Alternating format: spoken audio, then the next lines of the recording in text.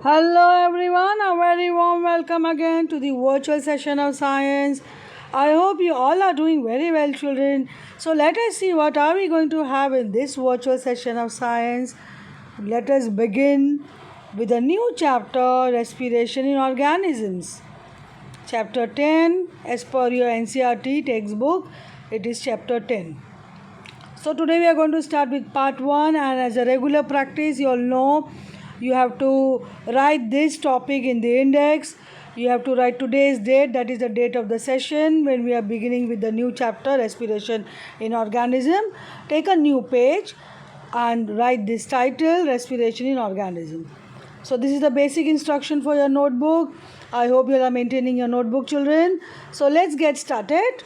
What are we learning in this chapter? This is the name of the chapter, respiration in organisms. So we are going to learn this process of respiration, that is a life process in all the living organism. This is a life process. Even plants respire. So we are going to cover up all the process of respiration in this chapter. Why do we respire? First of all, let us see why do we need to respire. All the living organisms are made up of small microscopic units called the cells.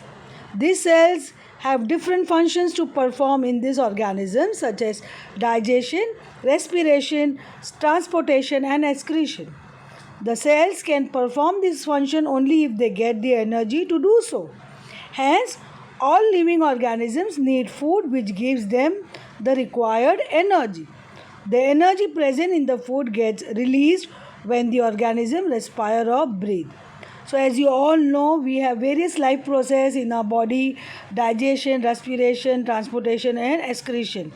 The cell has to perform this function, and only if they will get sufficient amount of energy.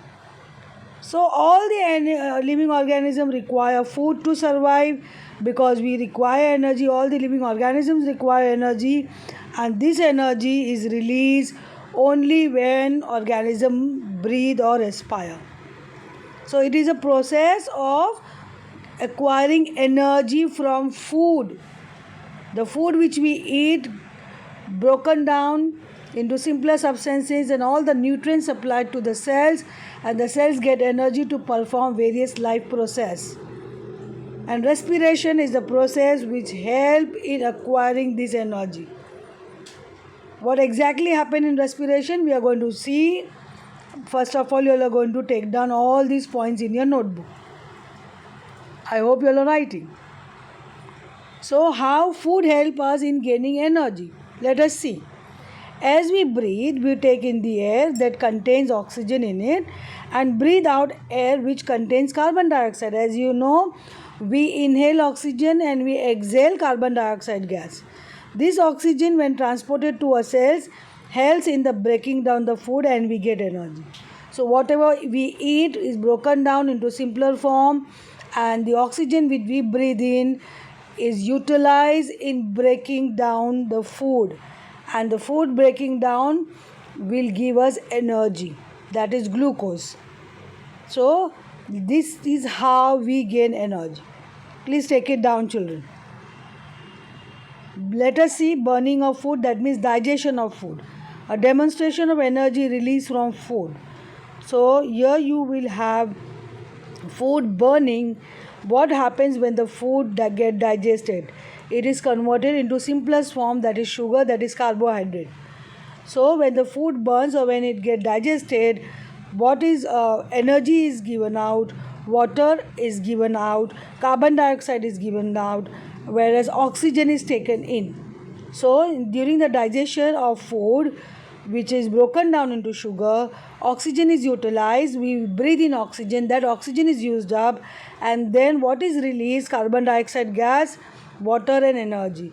So when you go next to the mirror and you breathe out, you will see some water vapors collected on the mirror. That is the breathing process, which gives out energy, which gives out water, which gives out carbon dioxide gas. I hope this is very clear with you all, children. Just have a look on this. Now please take down this equation in your notebook. This is the word equation of digestion of food. And what happens when we respire? We take in oxygen and food get digested. So food plus oxygen gives carbon dioxide plus water plus energy, that is heat and light. So we just give out heat, and this process of breaking down of food is actually we are giving out energy, and this happens during breathing process because we take in oxygen. Please do write this word equation in your notebook, children. Then what is cellular respiration?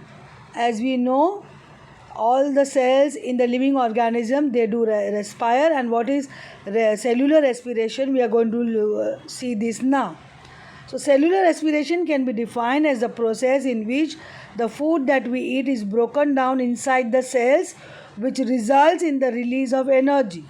So the glucose is the simplest form of the food which goes in the blood cells, that is used up by the cells, and that glucose is broken down to give out energy. All the cells in the living organism undergo cellular respiration. So the glucose which is absorbed in the blood cells is again broken down in the form of energy, whereas carbon dioxide and water vapor is also given out in that process. So it is not only your food getting digested in your body, all the organs help in the digestion of food, all the organs which are involved in the digestive system.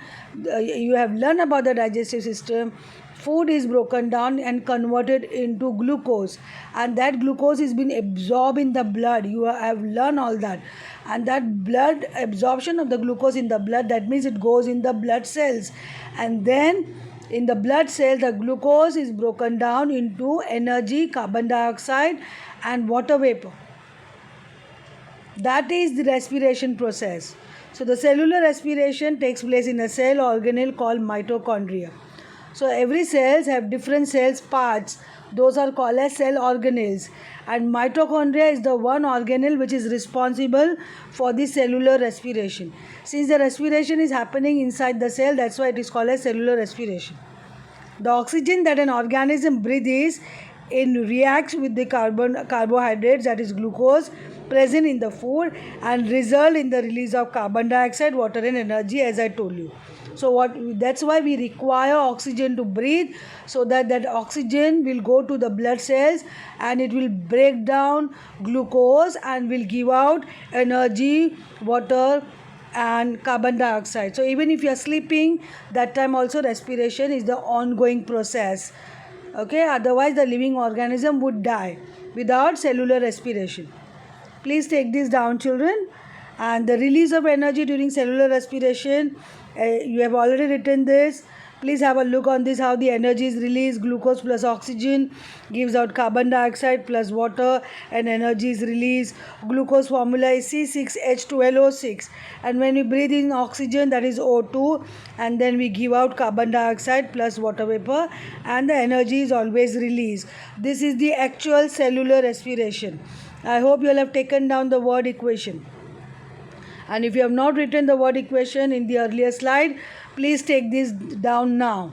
This is the cellular respiration process. After your food get digested and the glucose get absorbed in the blood, that glucose is being broken down by the oxygen which we breathe in, and then this process will give out carbon dioxide, water vapor and energy, and that energy will help us to do work. So even if you are sleeping, we require energy because the cellular respiration is the ongoing process and all the cells require energy for survival.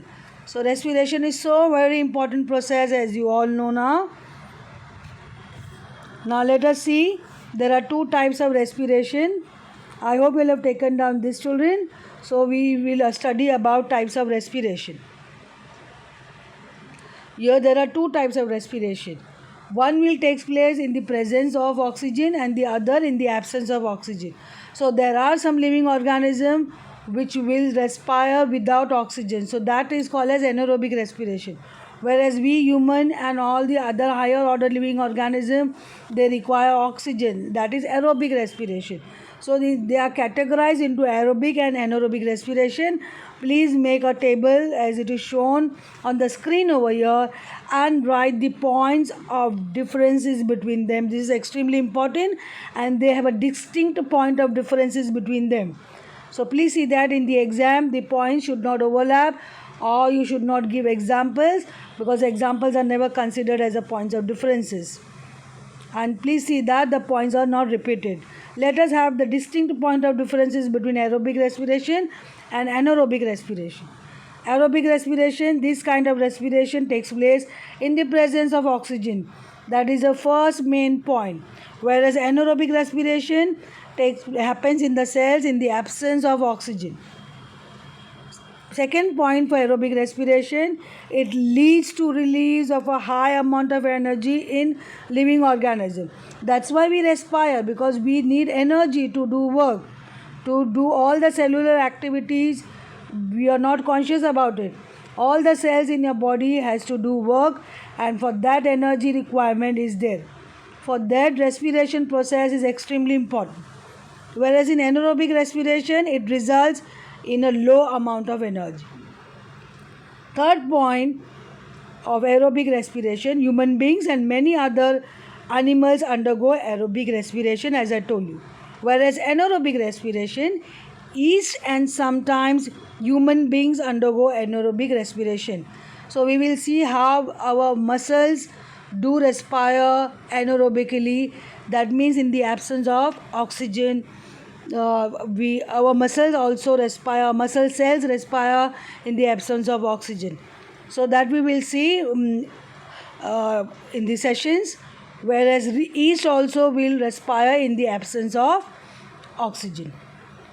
Fourth point for aerobic respiration, carbon dioxide and water are also released in aerobic respiration, as you have seen the word equation for the cellular respiration.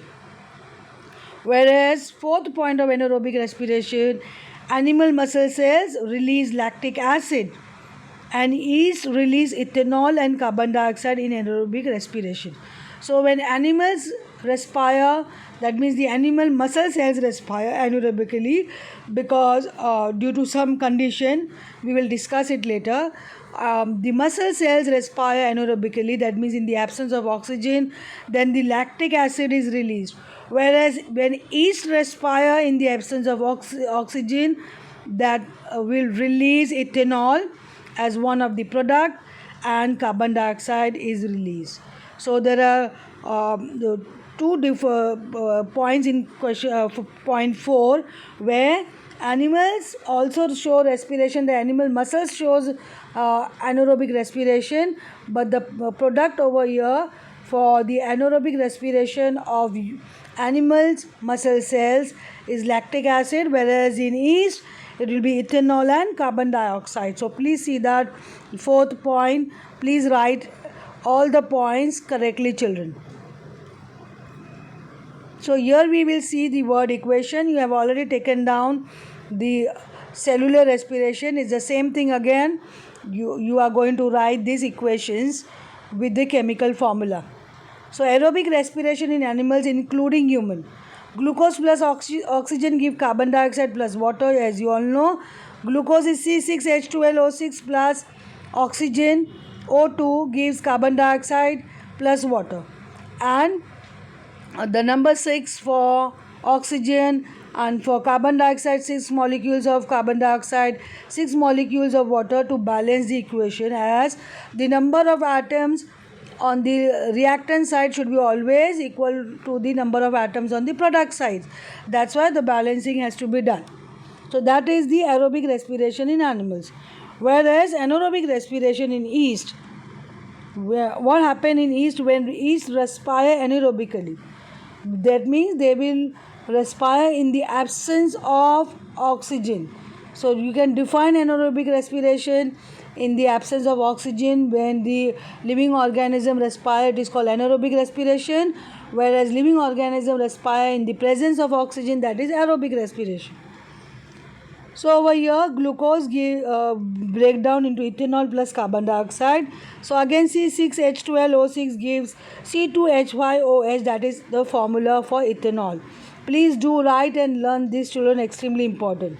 And carbon dioxide is also released, and you have to put 2 for carbon dioxide molecule to balance this equation. I hope aerobic respiration and anaerobic respiration in yeast very clear. Please put proper subheading and write this word equation as well as equation with the formula. I hope this is very clear with you all, children. So, what are anaerobes? Let us learn about anaerobes. What are they? What they exactly do? We have learned about anaerobic respiration. So, organisms that exist in the absence of air are called anaerobes. So, those living organisms actually, when they will respire, they will survive in the absence of oxygen. They are actually called as anaerobes, and they undergo anaerobic respiration, as we have learned just now. Hence, get energy even without oxygen. For example, yeast, these are unicellular organisms that exist in the absence of oxygen as well. So yeast is an anaerobes because it will survive even if there is absence of oxygen. And as a byproduct, they release ethanol and carbon dioxide. That is why they are used to make wine and beer.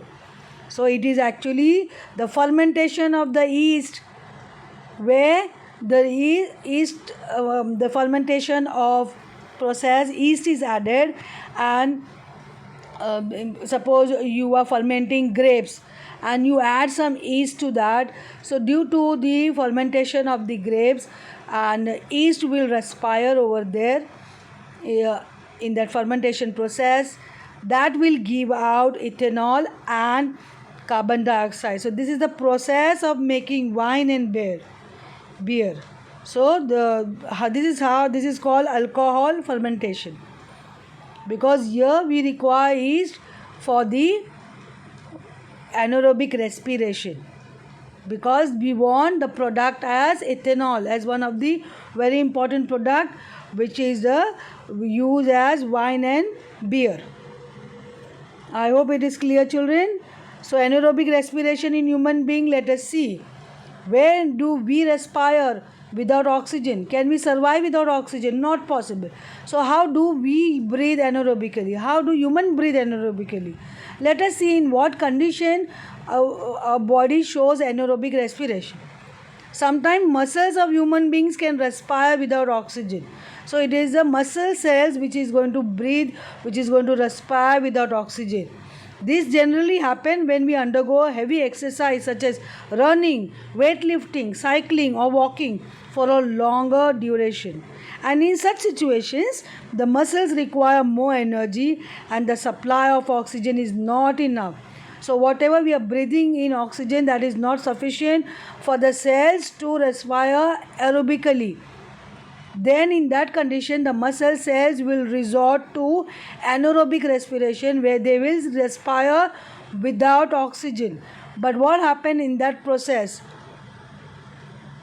Hence, anaerobic respiration takes place in the muscles. As a result of muscles also produce lactic acid along with energy. So, our muscle cells will produce lactic acid during anaerobic respiration. And this lactic acid will accumulate in the muscle and causes cramps. That's why when you do heavy exercise, when you run for longer duration, when you do weightlifting and when you do cycling for long hours, you get muscle cramps, because that time your body muscles are doing anaerobic respiration and lactic acid is released, and that lactic acid causes cramps in the muscles. So this is the side effect of the anaerobic respiration of the muscles, and it happens only such situations where the oxygen requirement is more, and when you are doing heavy exercise or physical exertion or too much of physical activity, the oxygen requirement is more, but the cells cannot fulfill that, so it will respire in the absence of oxygen and it will release lactic acid, which will accumulate in the muscles and it will give muscles cramps. That's why you get muscles cramps, children. So this is the situation where human can respire anaerobically, but without oxygen we cannot survive. Our body requires oxygen all the time for the process of respiration. I hope this concept is clear. So that is why we often feel cramps while we do heavy exercises.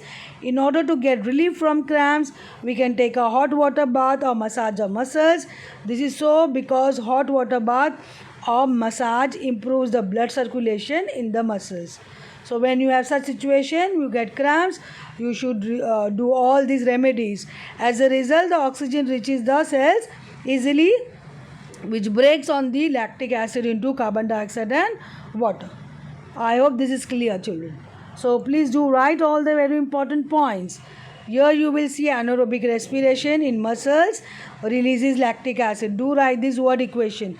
Glucose during anaerobic respiration of the muscle cells, that is in our body, they will respire in the absence of oxygen. Lactic acid plus energy is given out, and this lactic acid causes muscles cramp. Please do write this equation and write anaerobic respiration in muscles releases lactic acid. I hope this concept is very clear, children. So here we come to an end of the session, children. We are going to wind up for the session of the day. I hope you all have understood the concept and the session was interesting to you all. I am very much hopeful for that. Please do maintain your notebook, children. Have a wonderful day.